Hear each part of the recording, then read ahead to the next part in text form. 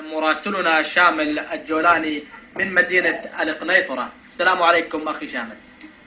وعليك السلام أخي الكريم. أهلا وسهلا بك أخي شامل. هل لديك أن تطلعنا على آخر التطورات لديكم في مدينة القنيطرة؟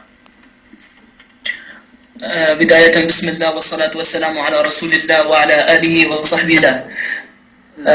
أخي الكريم، سأتكلم أولا عن المجزرة المروعة التي ارتكبت اليوم في مخيم درعا لأبناء الجولان في منطقة درعا، حيث قام النظام بوضع سيارة مفخخة قرب مسجد الحسين بطريق السد لمخيم أبناء الجولان، واستهدف بسيارته المفخخة المصلين عند خروجهم. وحالما تجمع المصلين والمسعفين لنجدة المصابين انهال صاروخ عليهم على هذه المنطقة، وانتشرت أشلاء المصلين داخل المسجد وأمامه، والضحايا بالعشرات. ولكن حتى الآن بسبب الحصار الخانق على مخيم درعا وانقطاع كامل للاتصالات والكهرباء، المعلومات الأولية قليلة جدا، لكن التفاصيل كانت بأن سيارة هونداي افانتي لونها فضي تفجرت أمام جامع الحسين وراح ضد ضحيته العديد من الشهداء، عرف منهم حتى اللحظة فقط الشهيد الشاب يوسف محمد مطاوع، استشهد بعدما أن نقل إلى الحدود الأردنية لمعالجته واستشهد هناك، كما استشهد الشهيد البطل محمد رشيد والشهيد أحمد محمد الحسين. وقد توفي هؤلاء الشبان الآخران في مشفى الرمثة بالأردن، ويبلغان من العمر أحدهما 33 عاما والآخر 35 عاما. لقد شهد هذه المجزرة شهدها اليوم مخيم درعا، ونناشد كل منطقة درعا لنجدة المخيم المحاصر منذ عدة أشهر، والمغيب عن الساحة الإعلامية، والمغيب عن الإعانات الإغاثية التي تصل إلى درعا. أما بالنسبة لمنطقة الحجر الأسود وهو التجمع للجولانيين، قامت اليوم قوات الأسد بهمرة العديد من القذائف على هذه المنطقة، ووصلت كحد وسطي عدد القذائف التي نالت على الحجر الأسود حوالي 76 قذيفة، ما بين قذائف هاون ومدفعية، بالإضافة إلى تحليق للميج فوق هذه المنطقة. وقد أطلقت الميج صاروخان على هذه المنطقة، ويستمر أبطال الجيش الحر في منطقة الحجر الأسود بتحرير مخيم اليرموك شبرا بعد شبر.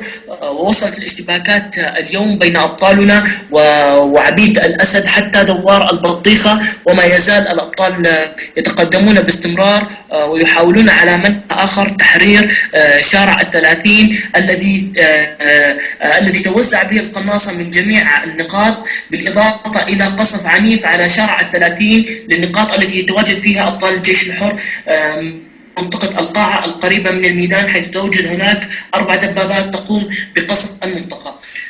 أما بالنسبة ليس بعيد عن الحجر الأسود منطقة الديابية والحسينية التي شهدت اليوم أيضا قصف عنيف على هذه المنطقة، راح ضحية عدة شهداء، بالإضافة مع رغم الحصار الخانق على المنطقة والقصف والتفجير، خرج حرائر هذه المنطقة بمظاهرات مؤيدة للحراك لإخوانهم في العراق، لأهلنا في السنة، لما يعانيه أبناء هذه المنطقة كالسيدة زينب وحجيرة من الحرب الطائفية التي تشن عليهم، ويزالون لحتى الآن منذ 4 أشهر في عملية كر وفر مع اللجان الطائفية من العراق ومن إيران، حيث تكون المعارك على أشدها، وخاصة في أنحاء المقام وعلى مقطع منه. يستمر النظام بدعم هؤلاء الشبيحة الطائفيين بكل ما يستطيع من المال والعتاد والسلاح والرجال. أما أبطالنا حتى ببنادقهم العادية وبذخيرتهم القليلة يواصلون التقدم، وبإذن الله النصر قريب، ولن نسلم مناطقنا بإذن الله لأي شيء، لكن نطالب كل إخواننا في المناطق المجاورة بدعم أهالي الجولان، بدعمهم العسكري والحربي والإغاثي، لأن أحياءهم أحياء فقيرة بالأصل، بالإضافة إلى نقص كامل في العتاد والأموال ونقص في الذخيرة. يستشهد كل يوم منا العشرات ويختطف العشرات.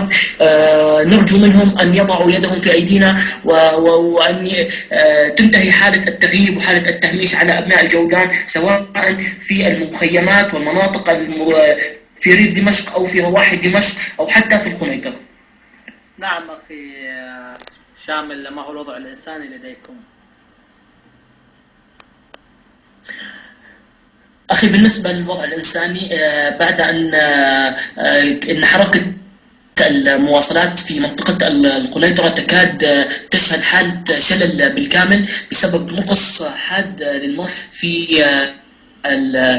في المازوت والبنزين. الحركة متوقفة تماما، بالإضافة إلى نقص كامل في المواد الغذائية.